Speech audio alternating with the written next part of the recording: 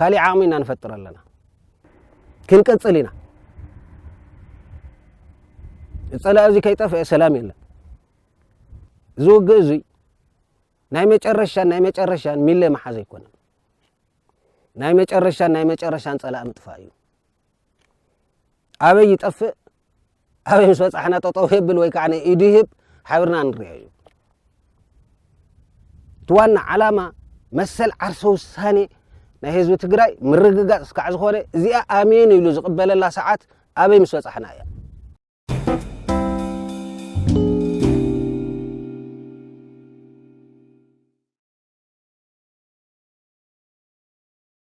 ጥራሕቲ ኮነስ ኣብቶም ዝሓለፉ ተካይድና እዮም ብፍላይቲ ናይ መኻብ መቐለ ምእታው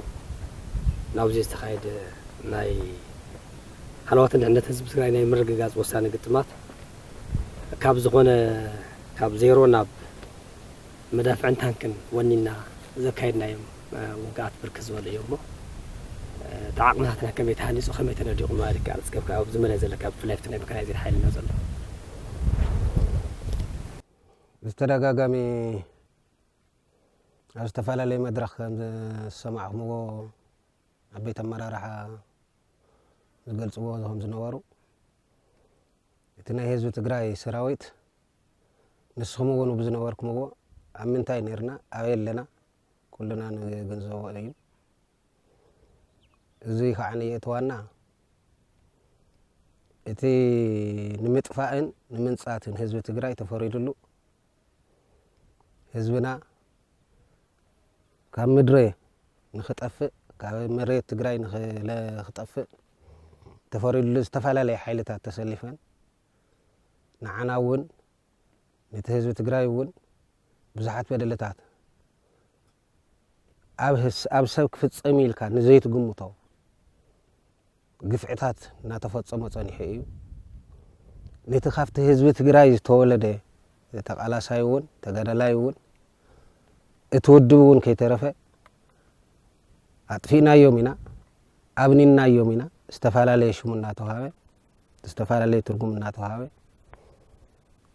ድሕሪ ሕዚ ትግራይ ጸጥታ ናይ ምኽባር እምበር ውግእ ዝበሃል የለን ኣብ ዝተውሃለሉ ሰዓት ብስሩዕ ዘይርስዓ ሓደ ግዜ ሓደ ብርጋዴር ጀነራል ክገለጽ ሰማዕዎ ጦርነት እንእዩ ንምንታይ ዝብል ካብ ሓደ ጋዜጠኛ ተሓቲቱ ኣብ ትግራይ ጦርነት የለን ትግራይስ ሕዚ ነፃ አውፂና ናይ ጸጥታ ምኽባር ስራሕቲ ኢና ንሰርሕ ኣለና ጦርነት ዝበሃል እኮ ኣየር መካናይዝድ እግረኛ ኩሉ ዝተቐናጀወ ውግኣት ክካየድ እንከሎ እዩ ሕዚ ግን ኣብ ትግራይ ውሽጢ እዚ ኣይኮነን ዘሎ ናይቶም ጸረ ሰላም ንብሎም ኣጥፊእናዮም ዝበልዎም እናኣርኢና ዘለና ዝብል መግለጽ እዮም ሂቦም እቲ ዝተበደለ ህዝቢ ሓቆም እዮም እቲ ዝተበደለ ህዝቢ ኣብቲ ሰዓት ንሱ እቲ ዝተረገጸ ህዝቢ እሞኻዕ ህዝቢ ትግራይ ናይ ኢትዮጵያ ነጻነት ምንጭ ዝኾነ ሓሪኑ ኢደይ ህብን ኢሉ ኣብቲ ቃልሲ ኢዱ እትዩ ዝቃለሰሉ ነበረ ሰዓት እዩ ኣብቲ ሰዓት ንሱ ንሕና እውን ንሃቱ ኣካል ኮይና ህዝብና ሒዝና የትመ ይንጠፍእን እዚ ህዝቢ እዚ ሒዝና እዚ ውድብ እዚ ይጠፍእን ናይቲ ውድብ ኣጋር ዝኾነ ተጋዳላይ እውን ይጠፍእን ኣይንጠፍእን እውን እናተባሃልና እናበልና ዘይኸድናዮ ሩዋ ዘይወረናዮ ቁልቁለት ዘይወፃናዮ ዓቐበት ዘየጋጠመና ሽግር የለን ኣይነበረን እውን ነርኩምዎ እውን ኢኹም እዚ ሸጊርና ወየ በኒና ወየ ተበቲና ዝተባሃለ ተኣኪቡ ተሰብሲቡ ዓቕምና ፈጠረ መፅዩ እዚ ዓቕሚ እዚ ክፍጠር እንከሎ ኣብየትን ብወታደራዊ ዓይኒ ኣብ ሓፂር ግዜ ከምዚ ዘይኣክል ሰራዊት ክህነፅ ኢልካ ዘይትግምቶ ኣጋጢሙ እውን ዘይፈልጥ ብታሪክ እውን ርእዮ ሰሚዕካዮ ዘይትፈልጥ እዩ ክንደዚ ዝኣክል ሰራዊት ክትሃንፅ ገንዘብ እውን ይሓተካ ደጀን እውን ይሓተካ ዓቕሚ እውን ይሓተካ እዩ እቲ ዓቕሚ ኣሎ እቲ ገንዘብ ኣይነበረን እቲ ገንዘብ ህዝብና ኮይኑ እቲ ቀለብ ህዝብና ኮይኑ እቲ ምንጪ ህዝብና ኮይኑ እዚ ዓቕሚ እዚ ሒዝና ኣብ ሓፂር ግዜ أكابي شوعات شمنت ورحي خندالو خلنا تذكرتكم بطعم عبيت خورات تمسريتن كن مسرتن كلنا مولو عدقي نورنا مكنايزد مو نقدفو اتناي ولقه تغدالاي مواغي زخون كلاشات ون اي نورنا ጥይት ዘይነበረን ተነይረን ውን ጥይት ተነበረንን እተን መሳርያትን ዝተረኸባውን ህዝብና ዘምፀን ይኹን ካብ ካሊ ሃፍቲ ኢለን ዝመጻውን ዝተረኸባ ወዲቃን ሙሉእ ጥያይት ተነበረን ህዝብ ግን እጀኹም ኢሉና ዕጥቂ ካብ ጸላኢኹም ከም ቀደምኩም ከም ቀደምና ዕጥቅና ካብ ጸላእትና እዚ መፈክርና ጭርሖና እዩ ዝመፈክርና ጭርሖ እዚ ኻኒ ሱኢልካ ይበሃል እዩ ተባሂሉ ዘይኮነስ ትክክለኛ ስራሕ ትክክለኛ ተግባር ንገብሮ ዝነበርና ቀድሚ ሕጂ እውን ሕዚ እውን ዝገበርና እዩ እዚኣ ሒዝና ተላዒልና እዚኣ ሒዙ ተመስሪቱ ክመስረት እንከሎ ባንደ ንጸላእስ ንወገን እውን ንባዕልና ኣሻዕና ኣብዚ በፂሕና ኢና ኣሻዕ እዩ ዝኩሉ ሰራዊት መፅኡ ኢልና ኣሻዕ እዩ ዝኩሉ ዓቕሚ ፈጢርና ኢልና ንባዕልኻ ክትሪኦ ከለኻ ታዩዙ ለካ ተዓቅምናስ ህዝብና እዩ ነይሩ ትክክል ከዓ ካብ ህዝቢ ወፃኢ ዝግበር ቃልሲ የለን ህዝቢ ግሊልካ ዝግበር ቃልሲ ተዓዊት ዝበሃል ቤት ታሪክ ተሰሚዑ ይፈልጥ እንቅፋት የጋጥሞ ነው ይትብል እንትኾኑ ዘለውን እንቅፋት ከየጋጥሞ ብቑዓት መራሕቲ ኣለውና ጠንካራ ውድብ ኣለና እዚ ጠንካራ ውድብን ዞም ብቑዓት መራርሓን እዚኣቶም ዝጥርንፎምን ዓቅሚ ኮይኑ ዘስርሖምን ዓላማ ኣለና ጠንካራ ዓላማ ህዝባዊ ዓላማ ኣለና እዚ ህዝባዊ ዓላማ እዚ ንዝዓቅም እዚ ክንፈጥር ገይሩና መጀመርያ ክንመፅን ከለና ንሕና እቲ መካናይዝድ እውን ሕዚ ሰብን ስጋ ብረትን ስጋን እዩ ዝጋጨ ዘሎ ተን ዝነበራ ንእሽተይ ውግኣተና ተን ዘጋጥማ ነበራ ጦርነትና ንሳቶም ብሙሉእ መካናይዜሽን ኣየሩን ከይተረፈ እናተደገፉ ናትና ሰራዊት ግን ናህና ተጋዳላይ ግን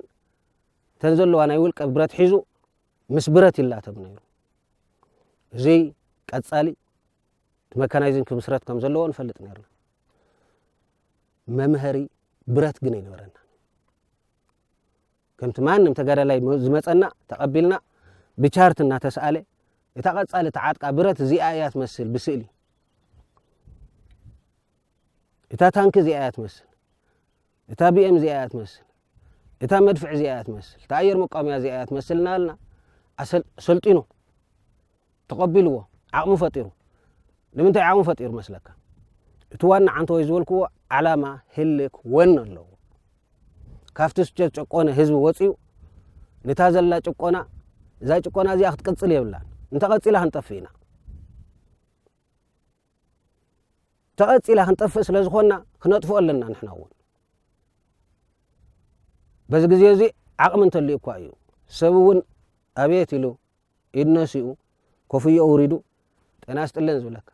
ሕብረተሰብና እውን ዘሎ እዩ እዚ ስለዚ ዓቅሚ ክንፈጥር ኣለና ትግራይ ከም ትግራይ መጠን ትግራይና ክንብል ከለና ኣቤት ክብለና እውን ናይ ዓለም ህዝቢ ፀላእ እዚ ክነጥፍኦ ኣለና ክነጥፍኦ ተኮይና ከዓ ዓቅሚ ክንፈጥር ኣለና እቲ ዝመፀ ተጋዳላይ እውን እዙይ ሰሪፁ ካብቲ ጭቁን ህዝቢ መንጭ ስለ ዝመፀ ብቐሊሉ ወረቐት ዘርአናዮ ዘምሃርናዮ ሒዝዎ ናተወደብና መፂና መካናይዝድ ኮይና በዚ እቲ እግረኛ ተዋግኢ ተጋዳላይና ኣሎ ንሕና ከዓ ምስኡ ነርና ብሓደ ንጓዓዝ ነርና ከም ትርእና ነበርኩም ክንጓዓዝ ከለና ለይቲ ንጉዕዝ ተሓዲርና ቀትሪ ንምሃር ነርና ንስልጥን ነርና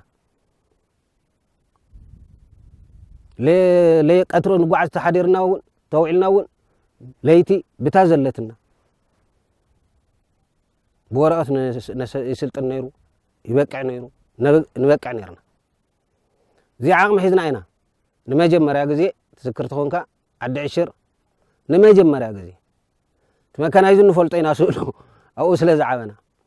ንመጀመርያ ግዜ መዳፍዕ 6 መድፍዕ 3 ዙ ሒዝና እና ሞርተራት ሒዝና ወዲያው በእን ጌርና ተንስተምሃርኩሞን እዚአን እየን በረዩ እውን ተግባር ኢልና ግዜ ወሰደትን ድሕሪ ሶሙን ናብ ተግባር ኣቲና ብጣዕሚ ውፅኢታዊ ብዝኾነ ስራሕ ተሰሪሑ ብጣዕሚ يتوجننا زنبرة إجرينا تواجعون نساتن حزنا دمس اسمعنا تارجت وقعنا سألا أخنو بموقعنا بمبر مساس كبرة سجان نحنا ونخلينا إلنا خندق فخلنا كم يزال تجارة لا يسلك كان يرنا يوجننا لكاست مكان يزر ناولنا نصوع من الناس زعق مزي زحزو يوم كسع مالبت إحنا قتلنا وا حانت تانكر خينا حانت تانك الله تقتل لا جنا ده طلع خدمس يا بطعم خابز غرمك وسخنا لنا اوكي دي وسخنا لنا التجربة ناي قن ناي حق عند حقنا زخنا حزبنا عبد حريت كوينو تقلبوا تصنح لنا تيتخب انا بزي اخفي لزلعه فرقا نقنسه رب قوليس مولي نقنسه نالا اخي هذا خدنا نرى اوصيو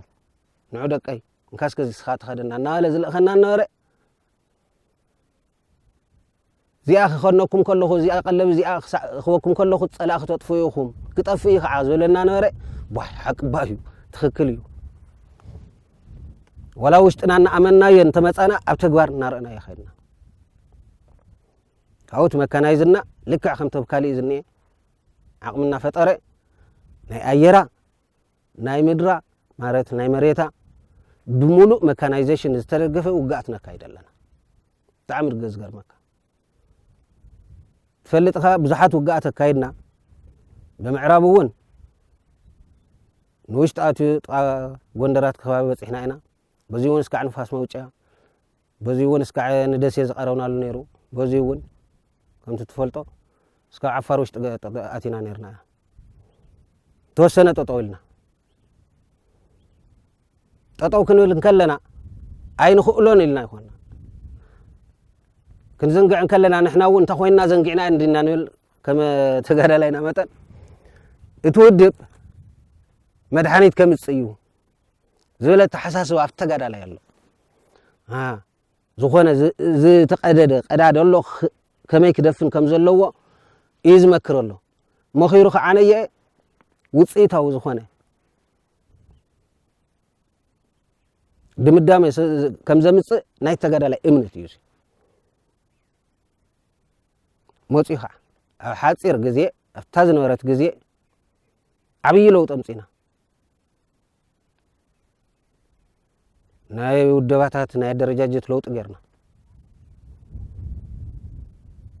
درجاجت لوط غيرنا ناب سرح سعنا اتو اب حزبنا زنوره ጭንቅን ፈልጠይና حقها صلاتنا تايلوم تزاريو مسلك ولا بميديا يزارو مس حزب تግራይ ገጢምካ بوግ አይነሸንፎን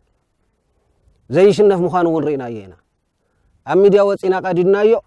زقدናዮ كم حرق بتينايوم ይልናይና يلونا أريم لنا إنا جن النيو سلازي جم سوزيهم بوجينا شنفهم كنا شنفهم تخوينا قرار معصوهم مش مشار ختم كوينا كم معرب جميرهم مسكع مسرع عصيومنا بر نخين ركب كاب دقة استفعلا لي ماتيريال كينا اتو عصيومنا اتبرا تزقي أبيري هبهم نساتهم زقتوون عن عيو نعتقل لنا كنعتقوننا تخالي ماتيريال جن نسوم سلازي يوم صوا وسلازي نروحوا أفزنا سقطنا فترة خير زي سجام زي أفزنا حتى خل الجير واي تأيم كوينه نمن تأيم تطويله سلازي كأل وديو ندقنا حنا بسجام كنا أتودينا زبل طرطارتات بزحلنا زنافس النار نسمع النارنا حقيقة أي تحسسون يتولن يتحسسون زي تحساسب كنتاتو زي كأنا حصير غزي وسيدكا تنزلوا صقمات فتحخا كل لوطታት غيركا كناتو زوسنا يغزي امبر صلاأن خطف ويك حيلنا طوطو سلازبلنا يكون بزح غزي بميدياتات تسمعوا انت نيركم عبيت مرحتينا زولنا بيبي جغان انت خوينو اسكبات زلنا يمصو اسكي ጭፍራ ይحازوا يقول نير تا ጭፍራ كو زاو زنيا تفتح حرس سراويتنا زنيا ጭፍራ اسكي حازوا يقول نير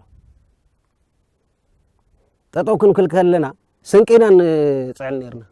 عقمينا نهانص نيرنا قلبتنا نطنكر نيرنا بقالك خعنيه هانيصنا جميرنا يا كنا نقيلك زيت قمتو زولني غوتات تري لها عبيت غوتات سب وصيس او زول صلا خفرس يلك زيت قمتو بفولي تأمر فريسو تاريخ تسرحو كافتي ጭቁን ዝተበደለ ህዝብ ዝወፀ ተጋዳላይና ሓኒቁ ዘሊሉ ሒዝዎ መካናይዝ ሓግዙ መካናይዝ ድውን ምስ አጎን ኮይኑ አጆኻ ተጋዳላይ ኣለኹ እየ ጎንኻ እናበለ ስራሕ ሰሪሑ ይኸው ከይዱኒ ክንቀጽል ኢና እጸላዚ ከይጠፍአ ሰላም የለን እቶም ካልኦት ውጥም እናወሉ ብምዕራብ ብምስራቅ ክንደግፈካ ኢና ዝብሉ ዘለው እዚ ትክክለኛ ዓላማ ዝሓዘ ውድብ እንተ ዘይጠፍኡ ኣይነብርን ስለ ዝበሉ እዮም እዚ እንተቃዊፅናዮ ንሳቶም ጠፋእት እዮም ነዚ ብምውሓጥ ኣቢልካ ነዚ ብምጥፋእ ኣቢልካ ነዚ ብምሕራድ ኣቢልካ ቶም ካልኦት እውን ክጠፍኡ እዮም ምጥፎኦም ይተርፍ ዘይጠፍኡ ኮይኖም ከዓ ንኢኹም ከዶም ኢና እዚ ኣይፈልጥዋ እዮም ስለዚ ፀላእ እዚ ብምጥፋእ ኣቢልካ ትያቶም ክነጥፎኦም ኢና ተዘይጠፍኦም ከዓ ንኢኽነጥፎኦም ኢና بعلم تزيطفهم بعلم يطفون ماتشس كم زي علامنا زي تخكلين علامة تحنقت ناي سلطان هرف زلوا منقستات أيطفون بعلم إن كايلو من هزوي يهون إن كايلو من هزو خبو حقوقهم كتصور ملاك تنايم جمري حقوق خسبر زلوا وزي زنايم جمري حقوق سيرنا تزغل سلك عني حقوقاتهم كنصور منا زي عم صورين حج جمرنا يلا خنقصلنا كنقصل كلنا سومنات نواقع سومن كنا عرفنا خلينا طويل كمالت جن يكون كنت نساتهم بدحري تواقعي او كل توق كويس زلتنا بي سراويت كاوز غرمكم تم تمارخو زارو وما كوهالام موت ነው ከፊትም እናንተ አላችሁ ሞት ነው ስለዚህ ያለን እድል ምናልባት ተሸጉጠን እንኳን ቢሆን እጃችን መስጠት ነው እሷናት መትረፊያዋ ምክንያቱም ብድሕሪት ኮይኖም በትሮ አዕተለው ግልጽ እንተሎም ጥይት ረሸንተለው ትማልን ሰምዑ ነርና ታ ራዲዮ ሒዝና ያማ በለው በክላሽ በለው ከዚህ ደረጃ አመራር በታች ያለ በሙሉ በለው እንግዲህ ንዝዋጋ ተጋዳላይካ ንሰራዊትካ በለው ዝል አመራራሓ እንታይ ዓይነት አመራራሓ እዩ ዘመራራሓ እዚ ከመሪሑ after the dolly should talk about Hildo, Ilka Hasikayo, I am saying, I use some Kazalo. The Satom Xaza Hadmo, Botayat his war. After the dolly, Botam Swatch, Toagaulu, if Eris, common olims Gala don't know. Tankawalilum, the Kahantana Strachka, neither Giznaverat. After Hatu was good bomb Botak, Kaatuyum, Ahnet for me. Zugina, Captigrai was a Nakaida Zelena, Nittigrai to Hila. ካብ ትግራይ ወፃእና ካይዶ ዘለና ጸላእና ንምጥፋዩ ካሊ ስራሕትን ክንሰርሕ ኢትዮጵያ ይኮንና ሕጂ ትግራይ ከመይ ነፃ ንምግባር ወስትና ዘለዋ ትግራይ ንምፍጣር ከመይ እንታይ ኢና ክንገብር ዘለና ኣብ ትግራይ እናተጸበና ጸላእ ክነጥፎ ይንኽእል በምንም ተኣምር ንቐጽል ኣለና ቀጽልና ክነጥፎ ኢና ከምቲ ዓንተ ዝበልክዎ ኦልሬዲ ተጀሚራልና ኣብ ትጻሕ ነብጻሕ ኢና ናይ ሓደ መዓልቲ ናይ ክልተ መዓልቲ ጠጠው ይበልና ሕጂ ብኩሉ ግንባራት ይቕጽል ኣሎ ቀጽልና ንግምግመሉ ሰዓታት ክህሉ እዩ እዚ ጋፕ ተዋሂሉ ክሕሰብ የብሉን ጸላእቲ ብዙሕ ታይስሙ እዮም ዝነዝሐለው ንሳ እዩ ዓቕሞም ሓንቲ ጋዜጠኛ ናይ ኤርትራዊት ኣላ እዛ መን እዮም ዝብልዋ ክትዛረብ ከላ ንስኹም ተዓባይ ዓቕምኹም መልሓስኩምን ታይኩምን እያ እያ ትብል ሓቆም እያ ሓቃ እያ تعمل حسيت تستر عيت أفئتن تعمل حس كتفت خوينا نسوم كنا تفوق ملنا تنسوم زناس هو ملحس بملحسهم حسوت كوي تحسوت عين زلوا حسوت كاز قر مكاس إحنا عاوزين نحلنا حرا حزنا يايلو أو حراني راح أدش ما قل لي حراني تزارو نايت خوابي من أينة من أينة يمتابن عندي حرا يالنيا حرات قطعة لو دموسو من عينة وشيت همنو حقي حاسوت كل جزء نافخ وسيز نبر يفخص له ميزانهم ناقنس يخدلو نحنا خعنيه خبدتنا نوسخنا عقمنا نفترنا ناقولبتنا نخيد لنا بقى حزن دياوم بمكانايز بليصنا يينا كاو تركبنا مصينا يينما بليصنا يينا بقطرو انت زقطر مسو زلو انا زلو عتقد اي رخ جنا خنوس خلنا يتونلو قللت برتاتيون تركبنا يه تعطيو تقدلنا ريخا يا حدشت مس كلاشاتي تعطيون كبد برت يهولن تنزنا رايا السنك عن ركو ولا دارغا حد وقات تعذيب كاتونكا ناي ميكانايز دغاف زي ولو وقات يكايدلو زي ግን كوم اينارن ፒፒ كوم اينارن እንዲያውም መካናይዝ የድልየው ዘይወልካዮ ቦታ መካናይዝ ከተቀም ኻትሪዮ ሳዕሹም ታይውጥ የምልናቶም ጽግዕተኛ ቦቲን ነው አታ ካፍት መህደም ማግወረሉ ከቢድ ብረት ላአኸሉ ማለት እዩ ካፍት መህደም ካፍት መበርገግ ማላአኸሉ ይብሉ ነይሩ ከመ መቀለድ ይጥቆሙና ነይሩ ሕዚ ግን መበርገግ ይጥቆሙልና ይወርጉጎሎ ያሃድሞሎ እናርከብ ከም ሓዚኒ ስለዚህ ተጀምሮ ዝኔ ቃልሲ ክቀጽል እዩ ኣብ ሽቶ ሆነው ፀሐይና ጸላእ እዚ ክድምሰስ እዩ አይጠራጠር ጥርጥር ምንም ዘይብሉ ህዝብናውን እዚ ክሕዝ ኣለዎ ህዝብናውን ሓደ መዓልቲ ጠጠው ክንብል ከለና ዓቕሚ ይፈጥሮ ኣለዎ ደቅና ክብል ኣለዎ ብቑዕ ኣመራርሓ ኣለና ብቑዕ መስመር ኣለና ብቑዕ ውድብ ኣለና ጠንካራ ናይ ህዝቢ ኳዕናት ንኾና ናይ ዝውድብ እዚ ይኮንና ክብል ኣለዎ ህዝቢ ምባል ጥራይ ዘይኮነስ ትማልዲ በቅትማል ሰሚዕያ ሚዲያስ ካፍቶም ናይ አምሓራ ባለስልጣናት ኮይም የአማራ ህዝብ በሰርግ ላይ እንደሚያቀራራው በጠላ ቤት ከከዘራፍ እንደሚለው አይደለም ያለ አሁንና ወደዛ ይሻገር ወደዛ እናሻግረው ይብል ነይሩ ጽቡቅ እዩ ጠንካራ ይልካ ምባል ጥራይ ዘይኮነስ ክድግፎ ኣለዎ ህዝቢ እናደገፈ መጽዩ ክሳላቸው ይብሉ بخل مداي نتي جنبار زني إيه دقون دينا أبز قال سوزي كابز جرمكا أبز قال سوزي ترى إذا يفلت كل تدقو أبو أحوات قدفو أزمات قدفو كل بيت سبيو كل بيت سبيو تقاس إركايو مراح أخوين كعب تحتيها دق خالو كل التحوات اللي قولني تاريخ السرح اللي زلق قالسي تاريخ السرح اللي زلق نقاط قالوا ولا دو زمهر سراحتي السرح الله سلازي جاب كبلن كله عقمي فطر الله دقنا نحنا وين عقم نوسخ لهم زبله تحساس واخ الله كشنفوا يوم كحيلهم يزبله تحساس واخ حزي يولد كشنفوا يوم قدم حلفوا تحساس كبابتات وقعاتنا ناتشكم بعلو تهزوي يفلطيو ناتشكم بيچو غيرو بيچو زي حكومه من نبره اف ساعات نسو تريفو صلاخ حيلهم يزبال صلاخ دمسهم يزبال وقت حالفول بقى تاريخ كوينو دحريت حالفول حزن ايقصالي نزويلص مدمساس نزويلص ميچفلا نزويلص موحات نصلا ازي يمخرلو حنت معلتو ونعاتهم عقم ايا زعقم زي خنوس خلم لنا زبل التحساس واحد يخي زلو زبل حساي زلني بس ودصاي ثانك يو تعمي حنت يعطو ابزن كبابتات ابزن سخايدا ማለት استفل